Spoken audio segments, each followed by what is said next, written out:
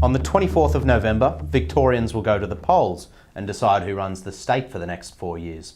The Labor Party, under Daniel Andrews, is running hot on the back of massive infrastructure spending on everything from railway crossing removals, a second Westgate freeway, and a lot of other railway projects that are great for inner city commuters but don't do a lot for outer suburbanites.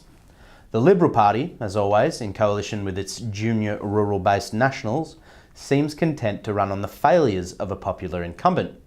Not exactly a winning strategy in my book, but let's analyse just what these two parties are offering voters in the wake of their simultaneous campaign launches last week.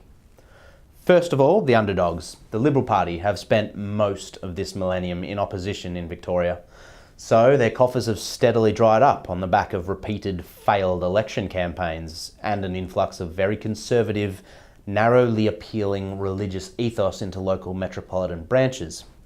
Scandals include the sudden resignation of Premier Ted Baillieu in March 2013 after Liberal staffers were busted trying to oust the overtly left-wing Chief of Police, the member for Frankston, Jeff Shaw, resigning after using his parliamentary fuel card to finance his own hardware business certainly didn't help, and Baillieu's replacement, Dennis Napthine, was about as inspiring as a wet lettuce leaf. After almost a decade of anger at a smorgasbord of Labor failures to capitalise on, the Liberal government turned out to be worse than more of the same, and thus they were unequivocally booted out after a single term.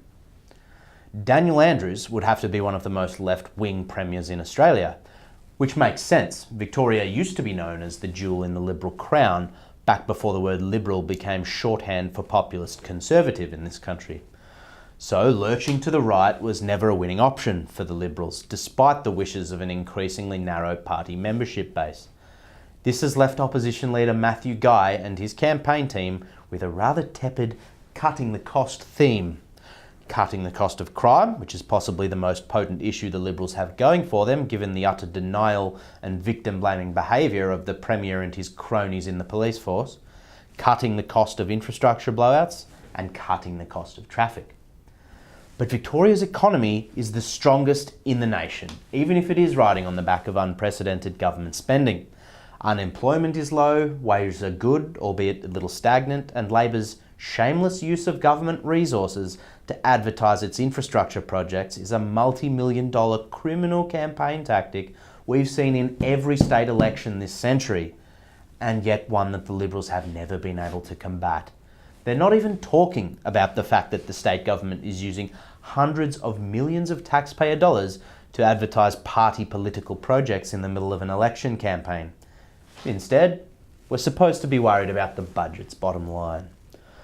But, as Daniel Andrews and the Labor Party have well figured out, nobody gives a toss about state debt when life is good. The government's running minor budget surpluses bolstered by the occasional sale of assets to Chinese consortiums. Many level crossings have been removed, and those projects not yet completed are at least a sign the government has actually done something with its term in office. Far more than can be said for the Liberals' federal counterparts. Labor's campaign launch also promised to add thousands more Victorian voters to publicly funded or government roles.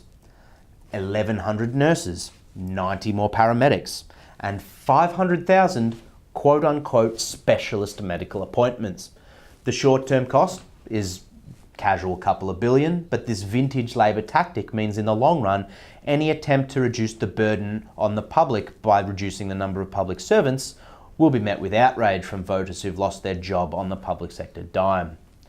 Which is why promising to cut the cost of the government while they're explicitly promising to spend more on people is not really a position any political party can win from. It hasn't worked in good times past, and it's a fast track to exit government during a recession, as Europe has shown us. In a day and age of splintered individualism and selfish identity politics, the centre-right in Australia, whatever's left of it after the next 12 months, will need an inspiring narrative that goes beyond the state of the budget and cost blowouts. Because every government project ever, from either side of the aisle, blows out on cost, because it's just the nature of public sector expenditure. Private companies contracted for a certain price well and truly understand by now how easy it is to get away with a few extra billion once any serious amount of public money has already been sunk. One glance at the Spanish consortium responsible for the disastrous light rail project in Sydney's CBD demonstrates this beyond any doubt. So perhaps that inspiring narrative could reference the corruption associated with spending taxpayer money on very obviously political campaigns during an election, thereby giving one party a massive advantage in terms of democratic resources. They could highlight how this destroys the very fabric of democracy, given the compulsorily acquired union dollars that political party also get, and thus how a one-party state, any one party, is a dangerous precursor to dictatorship.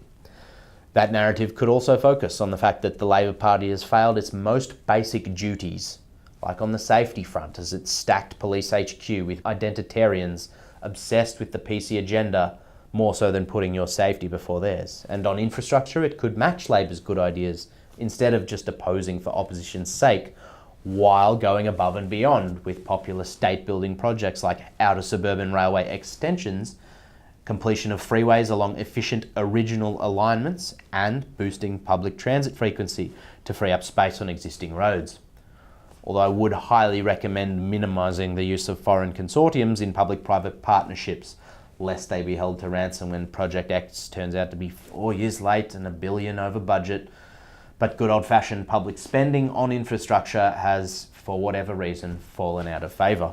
More likely than this is that you'll hear and see saturation media coverage from the incumbent government, and the odd soundbite or two on crime and punishment from Matthew Guy, ultimately leading to a returned leftist state government with an increased majority because we just can't see an alternative worth voting for. The Liberals have had nearly 2 decades to work out a compelling story, but it is bitterly disappointing that they still come up short, with votes to be cast in just 4 weeks.